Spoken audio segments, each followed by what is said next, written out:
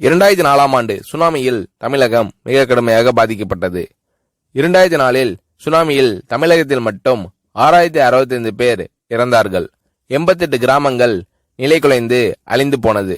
இந்த சூழ்நிலையில் அம்மா அவர்கள் எடுத்த நடவடிக்கையால் 10 கிராமங்களுக்கு ஒரு அமைச்சர், ஒரு IAS அதிகாரி, ஒரு PRO என்ற ஒரு குழுவை அமைத்து உலக வரலாற்றிலேயே இது போன்ற மீட்பு நடவடிக்கை இருந்திருக்காது என்ற அளவில் 3 நாளில் பாதிக்கப்பட்ட கிராமங்களுக்கு மின்சாரம் வழங்கப்பட்டது. குடிநீர் வசதி செய்து தரப்பட்டது. இந்த மின்னல் வேக நடவடிக்கையால் அப்போதிருந்த இந்திய ஜனாதிபதி அப்துல் கலாம் மற்றும் அமெரிக்காவின் முன்னாள் அதிபர் கிளின்டன் ஆகியோரின் பாராட்டுகளை அம்மாவின் அரசு பெற்றது.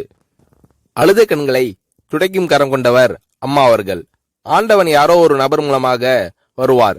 தமிழ்நாட்டிற்கு கிடைத்த தெய்வம் அம்மா அவர்கள்.